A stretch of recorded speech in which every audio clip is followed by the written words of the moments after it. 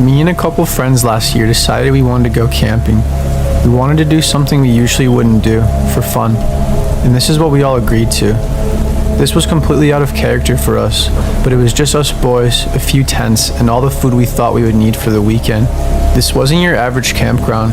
It was in the middle of the woods, off some back roads in a small town in Tennessee. We're more of suburban kids, so it was a bit of a culture shock for us, but nonetheless, we were excited. Shortly after we arrived and got camp set up, we met some locals who told us something about this place being haunted, and that there were very strange things that happened here during the night only. Something about some sort of beast, or a weird old creepy man? I don't know. I wasn't even listening because I thought it was pathetic. We thought they were just trying to mess with us and joke around or whatever. Of course I didn't believe it. I mean, like, seriously, are you kidding me? I'm not 12. We arrived late afternoon, so after setting up camp there wasn't much to do other than hang out by the fire and drink some beers. We were all having a blast. We started telling each other scary stories for fun and to add to the camp atmosphere vibe, if you will. We got s'mores and hot dogs out and completely pigged out. After a few hours of being boys and getting absolutely wasted, it was off to bed. We had to wake up early tomorrow morning because we all planned to go fishing at a nearby lake within walking distance. I couldn't sleep right away because I had to pee really bad.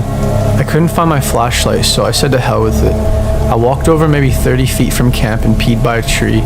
It was pitch black, and I mean as black as it gets, especially with the fire being almost all the way out. I heard something rustling before me in the woods. Whatever, I thought. It's probably just a bunny or a deer, you know, like something harmless. Even though initially it spooked me, and that was only because it caught me off guard and you can't see a damn thing. I couldn't even see my own hand in front of my face. I made my way back to my tent, got on my sleeping bag while trying my best not to wake anyone up.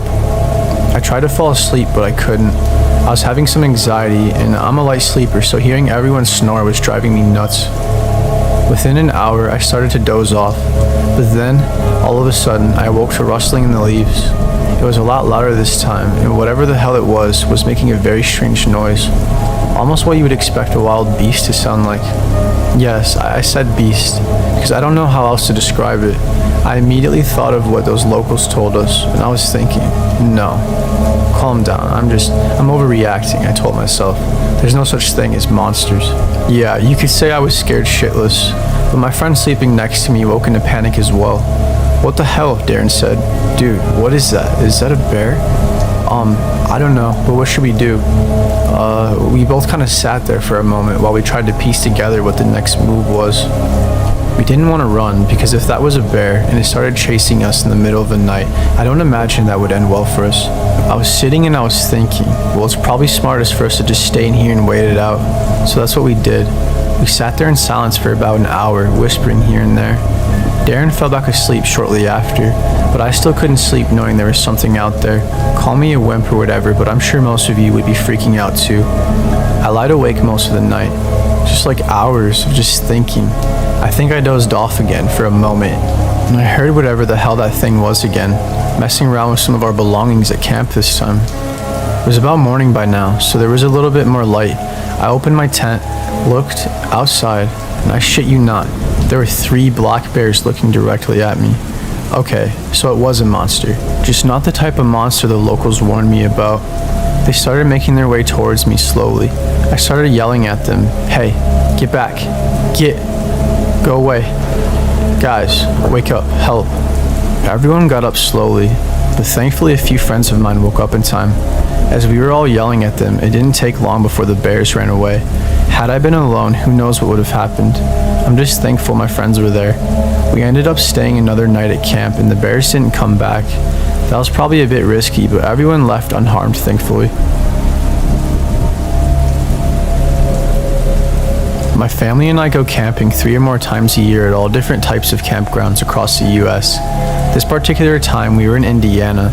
I can't remember the city because I was so young, but it was a Yogi Bear Jellystone campground. I love this place to pieces and I've been here over 5 times throughout my life.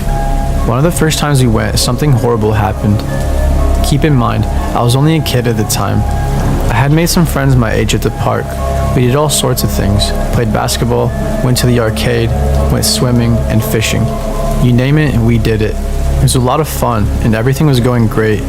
We were staying there for a couple weeks too, so I had lots of time. My friend Jake on this particular evening mentioned that we should take a walk through the trails. Of course I was interested. It was like one of the only things this place had to offer that we hadn't explored yet. As we were exploring the trails, we realized it was a lot bigger than we thought it was, so only shortly after we decided it was time to go back to the campsite. It was getting dark, and park curfew was 9:30 anyway, so we had to head back soon. We waited for our parents to go to sleep for what felt like forever. We decided that it would be fun to go walk through the trails with our flashlights given how dark it was. I know that sounds silly, but we were kids, so I'm sure you can understand why that might sound fun for some crazy teenagers. On our way there, Billy was freaking out because we were breaking the rules, and he was a goody two-shoes, so he wimped out and went back to camp. I wish we all would have done the same because maybe my friend would still be alive. So it was only me, Jake, and Carter. Carter was older than us, so I guess he thought it was funny. He ran away from us and hid. He was just trying to scare us. We spent at least 10 minutes looking for him before he finally jumped out and scared the hell out of us. I was kind of irritated, but we laughed it off. At this point, we had been walking for maybe 20 minutes, not really paying any attention to where we were walking. Jake and I were starting to get worried and hoped we weren't lost. Carter thought it would be funny to continue messing with us, so he ran off and hid on us again. Eventually we got sick of looking for him, so we yelled that we were leaving if he didn't come out. I felt bad for ditching, but I was sick of him messing with us and he knew it. So we turned around and started making our way back. A few minutes after walking, I heard screams. It was Carter. We thought he was just messing around with us still, so we continued walking. A brief moment later, I realized something terrible was happening. He was screaming at the top of his lungs. There's no way he was that crazy or that good at acting. We immediately ran back to our parents. I mean, I've never ran that fast in my life. I told my family what was going on, and we all went looking for him. My mom stayed at the camper and called the police. The park security got involved, and the rangers were giving my dad a hard time and not taking us seriously at all. One ranger was practically hounding my dad the whole time. We couldn't find Carter. We had been searching for over an hour. Nothing. There was no sign of him anywhere. Carter's parents were freaking out and blaming my parents for everything. Eventually they kicked my family out of the park and we weren't allowed back until next year. They never found Carter to this day. I blame myself for his disappearance.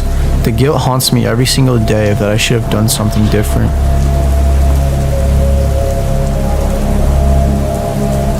I used to love camping, but I am completely traumatized from a few years back. I'm not sure if I'll ever go camping again. So here's my story. We went camping one summer, like we always did. I grew up at this campground. Well, not really, but like I've been camping here with my family since I was a baby. In 2016, I was 14 years old. It was our first day camping of the year. Everything was normal, except this time I was a year older and I didn't have any friends with me. I'm not an only child. I do have a little sister, but she's 7 years younger than me. So as you can probably figure, we don't have too much to relate on. I was kind of alone. I would go to the park alone, get ice cream alone. I mean, my parents didn't let me do whatever I wanted all the time, and I did spend time with them too, but a lot of the time it felt like I was alone. I would ride my bike around the campground a lot. That's mainly what I did when I was bored. This campground was pretty big in space, but it's not your typical campground where there are motorhomes, tents, fifth wheels, etc. lined up right after another. There were lots more space in between, filled with tons of trails and all different types of trees. You get it. It was a nice campground. There was a really creepy cabin I used to pass by all the time when I was riding my bike. The cabin was pretty far from my campsite and pretty far from any other campsite as well. It looked empty, like no one was camping there during that time. One day when I was riding by, I saw that the front door was cracked open. I mean, I have rode past this cabin at least 50 times in the past 4 to 5 days, and I knew for a fact there was no one camping there. Or so I thought.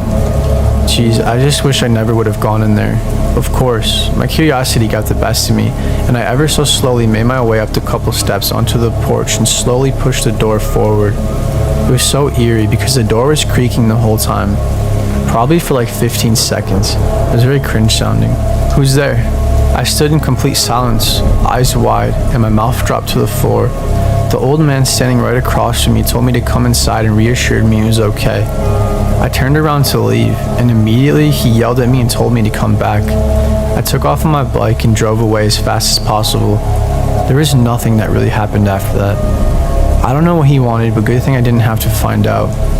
I went home in a panic. I didn't tell my parents because I was too scared. I don't know why, but the next day I drove past the cabin again. There was no sign of him.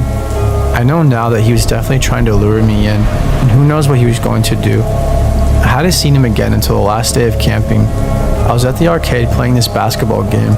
He came up right beside me and said, "Hey kid, how come you didn't want to hang out?" This guy, I still remember his face. He was really tall, skinny, old, and had long white hair and some beat up old clothes. His teeth were all jacked up and stained yellow as well. He gave me the weirdest smile ever and told me I was a clever little one. He then winked at me and walked away. I've never seen him again after that. We left the campground the next day and I still never told my parents. I don't know why, I just didn't think I needed to. That guy was definitely a predator and was definitely trying to prey on me. It didn't work on me though, and God forbid it doesn't work on anyone else.